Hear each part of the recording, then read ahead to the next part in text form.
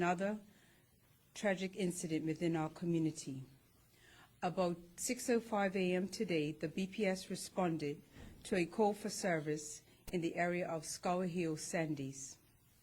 Upon arrival, police discovered two unresponsive males.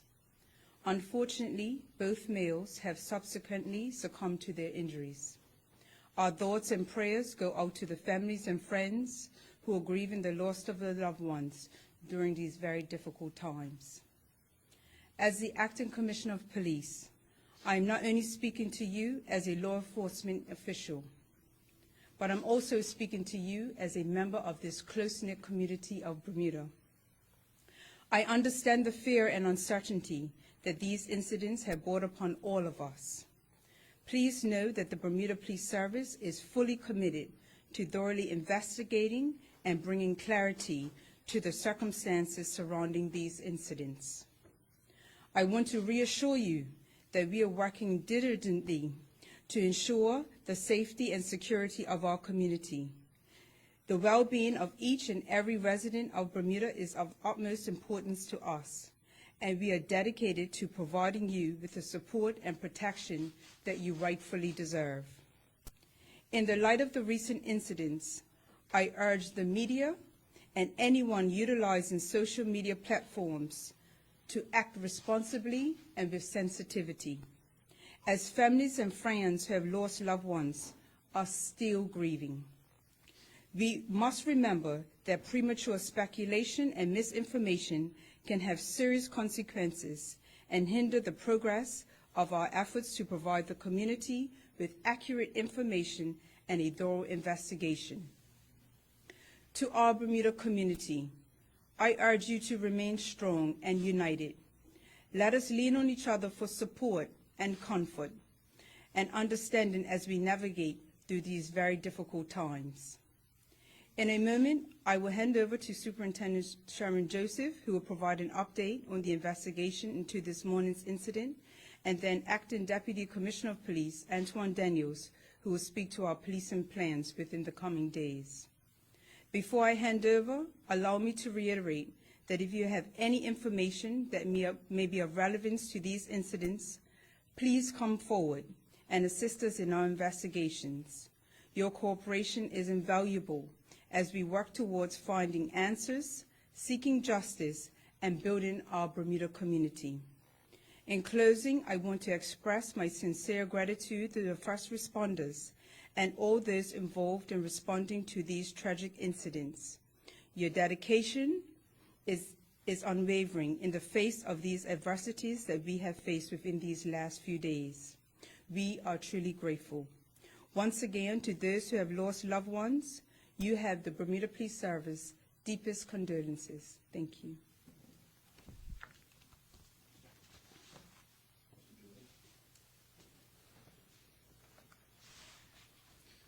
Good afternoon, Bermuda, members of the media. As the Assistant Commissioner of Police, Naima, as was stated, at 6:05 a.m. on today's date, Wednesday, the 10th of July, 2024, police received a 911 call concerning two males who were found with injuries on Somerset Road in the Fort Scour area. The two men were taken to KMH, King Edward Memorial Hospital, for medical treatment. However, both men eventually succumbed to their injuries, which we suspect to be gunshot wounds.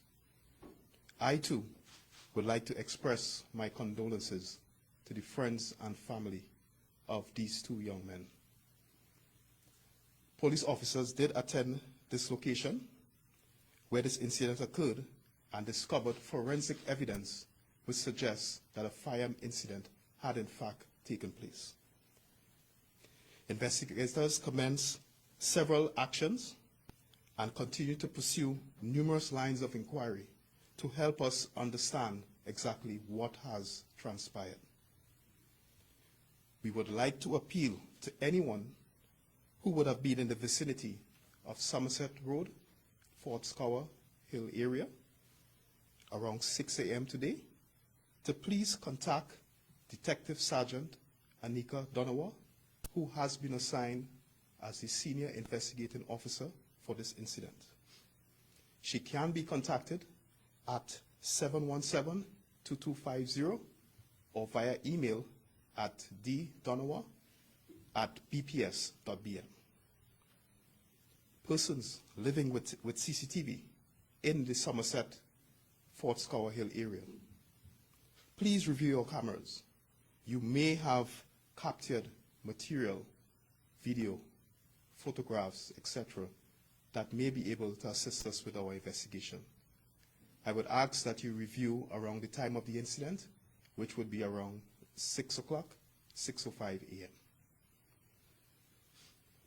If you have information concerning this incident, you may also wish to share that with Bermuda Police Service Community Reporting Portal at portal.police.bm or call the Independent Confidential Crime Stoppers number at 800-8477. Alternatively, you may wish to share information with a police officer who you may already know. I will now hand over to the Assistant Commissioner of Police, Antoine Daniels, who will provide a brief update on what the BPS response would look like in light of this most recent incident. Thank you.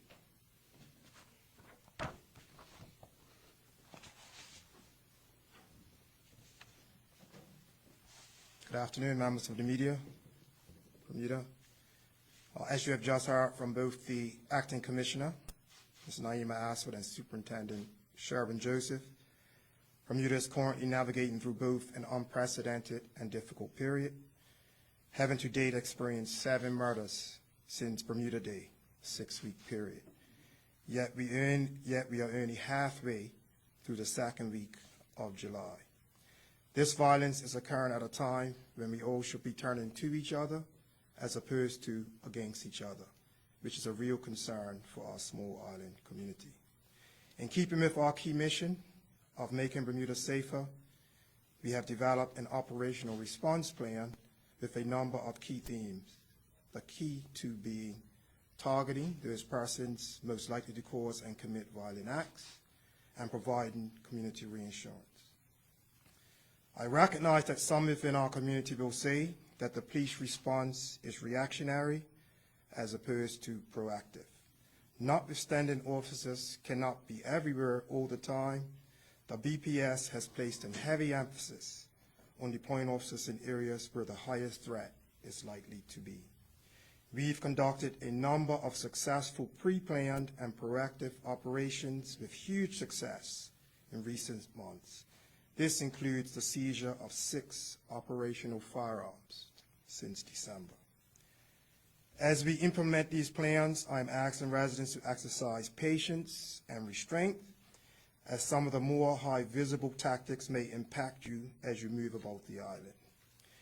In addition to exercising patience, residents may wish to leave home and work or wherever you may be at the time a bit earlier, as some of these tactics will include traffic checkpoints, the use of lawful powers of stop and search under PACE and the Criminal Code. There will be increased patrols in the affected neighborhoods, particularly Northeast Hamilton, Frizzles Hill, and throughout Sandys Parish. There will be teams dedicated to targeting those suspected of committing violence. These plans are likely to be in place up until and throughout Cup Match holiday. In closing, I take this opportunity to thank those persons who have provided assistance to the police so far. I implore everyone to play their role in affording these grieving families some closure. In addition to your patience, we are seeking your support. Any information you may have, please share, no matter how insignificant you believe it may be. Please contact the police using the contact details provided earlier by Superintendent Joseph. If you are not comfortable speaking with the police, contact Crime Stoppers, as Mr. Joseph stated. Speak to a police officer you know, or a friend of a police officer, or a friend who may know a police officer.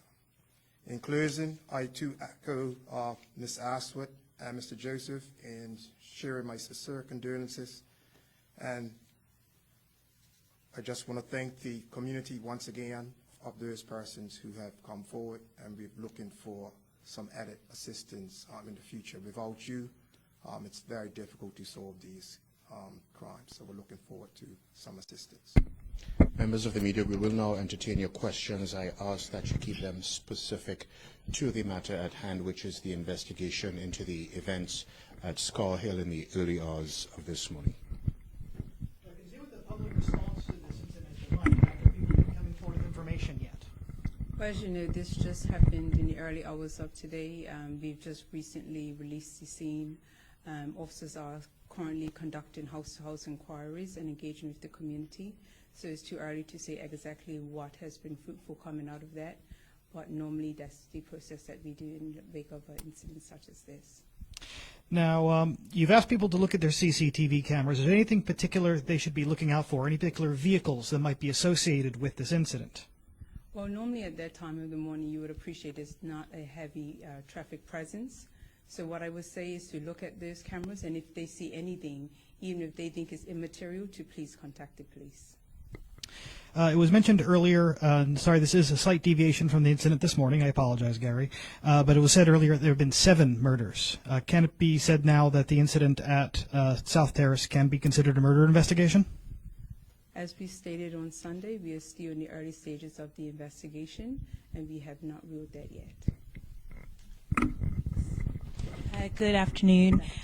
Is there any indication of the age of the victims today?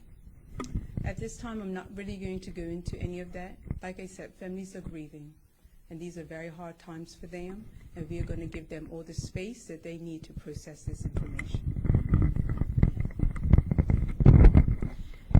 So there was mention that gunshot evidence was found at the scene. Yes. Any indication of how many may have been discharged?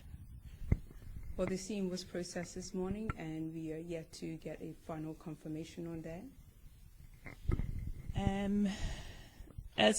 This obviously happened quite early in the morning. Is there any indication of why the gentlemen were in the area?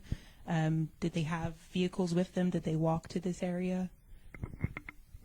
We are still in the initial stages of this investigation, and I appreciate the public and the media's interest in this, but as we said earlier, we do not want to be putting out misinformation. We are still pulling information together so we can have an accurate picture to report back. And was it a member of the public who found them? We had a call into the BPS in and around 6 o'clock this morning. And you did reiterate just the amount of major incidents that have happened in the last couple of days. Yes. What else can you do to allay concerns of the level of safety that people can feel? Well, what I would say is that we had a briefing this morning. We have a command structure that has been set up. Obviously, Mr. Daniels, the acting deputy, has also spoke to the police and plans that are in place not only today, but leading up into COP match.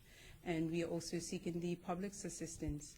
The police cannot do it alone. We seek the public's assistance that if they see or know anything, to please report it back. And have people been cooperative? Have you had many people call in to assist? In relation to this incident, I can't say what has been reported in, but what I can say is that we have had public help. And as Mr. Daniels spoke of earlier, we have recovered firearms, and we have not done that alone. We have done that with the help of the public, and we thank the public for their cooperation. Thank you. TNN News. Does the police commissioner, assistant commissioner, or anyone from the upper brass, top brass, think that with the help of government, believe it's time to implement more stringent, aggressive stamps to counteract this state of violence that we're seeing?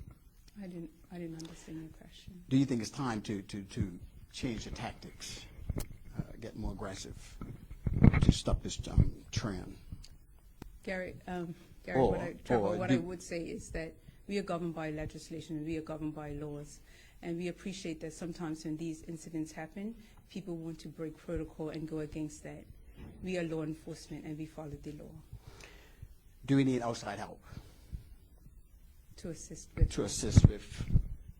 We have a whole Bermudian community that knows exactly what's going on in this community.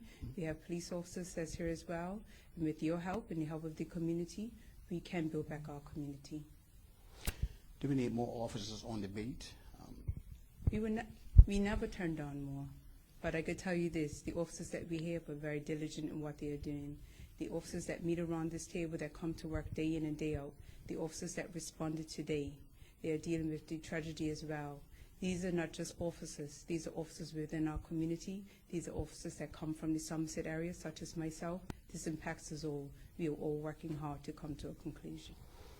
Word received to TNN is that in the Western End, the late turn officers are down to manpower of 2 on the shift. Is that? I'm not going to speak to that right now, Trevor. What we are speaking about is the tragic incident that happened here today. Is this gang related? Does any of these 2 incidents have any connection? What 2 incidents? The June the 7th incident and today. There is no early indication that they are connected, and there is still early indication that we are still processing the information that's coming in and still early in the investigation. Thank you. Any other questions, members of the media? Do police have access to CCTV on the main road in that area on Scour Hill? Yes, we do, and we are pursuing that. Thank you. If there are no further questions, thank you, members of the media, for attending and participating in today's press conference.